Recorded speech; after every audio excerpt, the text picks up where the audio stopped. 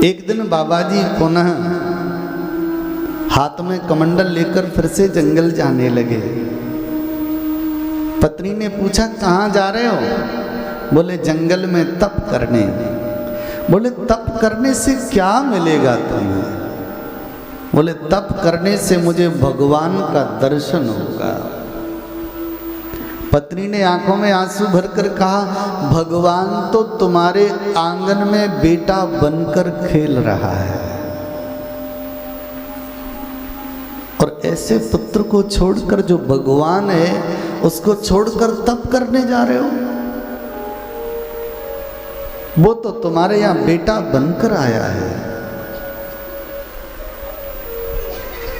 करदम जी ने कहा देवी तू सत्य कहती है, पर एक बात बता, इस समय सृष्टि को आधार की जरूरत है और हम भगवान रूपी फल को पाकर अपने तपस्या रूपी मार्ग से विमुख हो जाएंगे तो सृष्टि को आधार कहां से मिलेगा? मुझे जाना पड़ेगा। इस समय सृष्टि को तप की आवश्यकता है, और जिसके आंगन में स्वयं भगवान खेल रहा है ऐसा संत उस भगवान रूपी फल को छोड़कर सृष्टि को आधार देने के लिए तप करने के लिए जाता है। ये त्याग है। जब चले तो पत्नी ने कहा मेरे अंदर बहुत से प्रश्न हैं। बोले तेरा बेटा हर प्रश्न का उत्तर जानता है, अपने पुत्र से पूछ लेना। एक दिन माता ने सुंदर चौकी लगाई और चौकी पे अपने बेटा कपिल को बिठाया।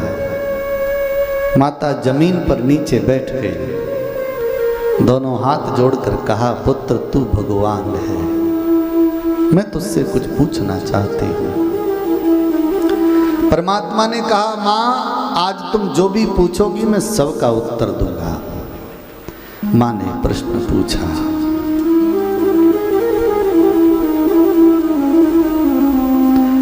निर्विण्णा नितरां भूमन् सद इंद्रिय तरसणात् येन संभाव्य मानेन प्रपन्नाधम तमः प्रभो।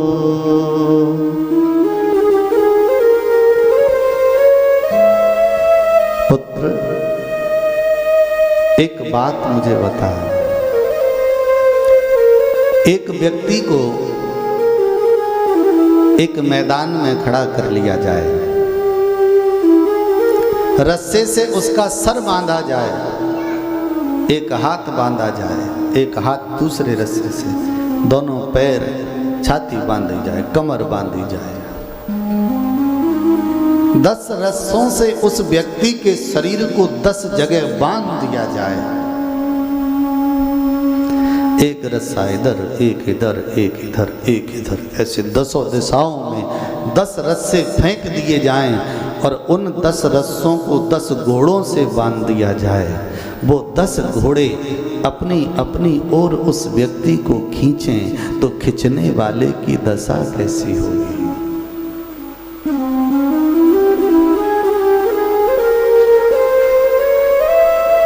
भगवान ने कहा मां यहां बंधा कौन है? मां ने मुस्कुराकर कहा बेटा पृथ्वी पर जितने भी जीव हैं वो सब बंधे हैं, स्त्री हो या पुरुष हम सब बंधे हैं। किससे बंधे हैं? बोले वासना रूपी रस्सी से। और और ये घोड़े, बोले ये 10 इंद्रियां घोड़े हैं जो हमें अपनी अपनी ओर खींचते रहते हैं। आंखें हमेशा गलत दिखाना चाहती हैं। यहाँ कथा हो रही है, अगर बगल में लड़ाई हो जाए तो ये कान कथा नहीं सुनेंगे, गाली सुनेंगे।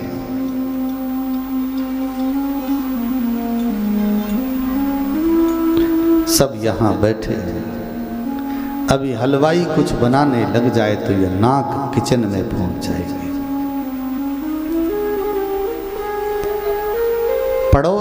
पड़ोस में बैठने वाली का हाथ अगर तुम्हारे पैर से लग गया ना तो जिभ्या राम राम नहीं अकड़कर बात करने लग जाएगी।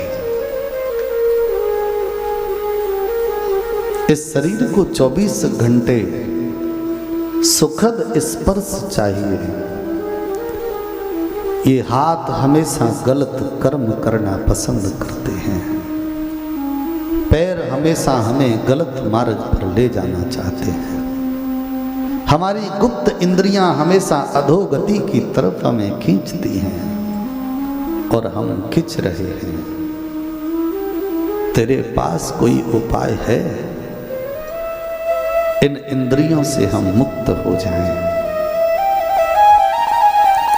प्रेम से बोलो जय श्री कृष्ण। अच्छा, आप लोगों के घर में चमीटा तो होगा ना?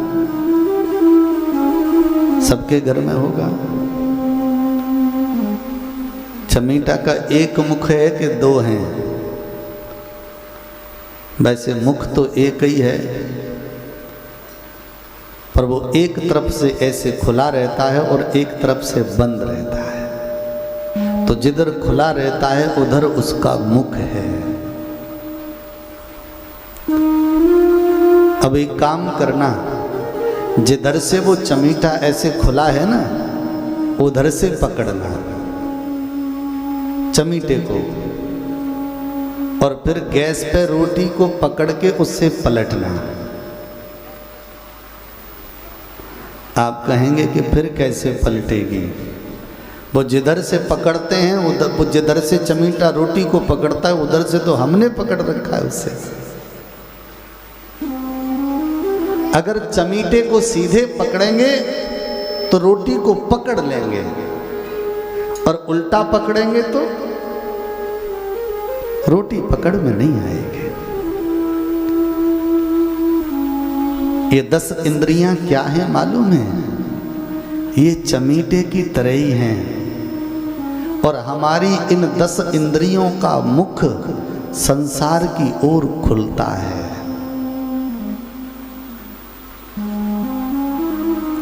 इसलिए ये 10 इंद्रियां हमेशा संसार की वस्तु को पकड़ती हैं।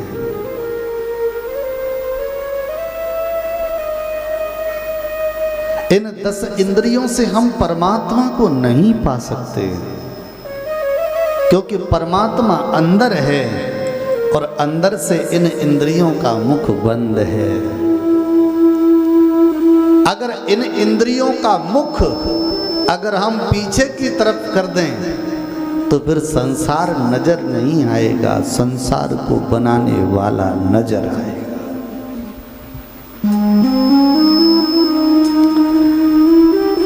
सतान प्रसंगान मम वीर्य संविदो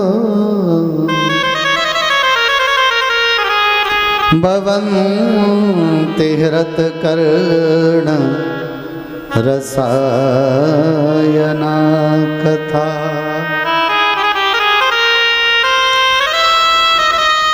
तजो स्वनादा स्वपवर्गवर्तमनि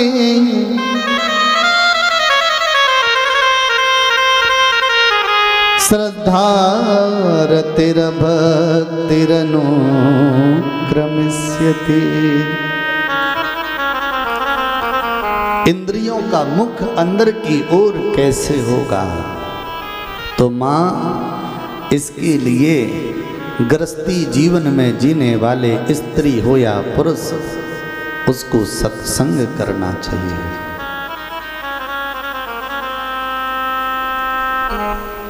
माँ ने प्रश्न पूछा, बेटा सत्संग तो कई प्रकार का होता है, सत्संग में क्या करना चाहिए जाकर?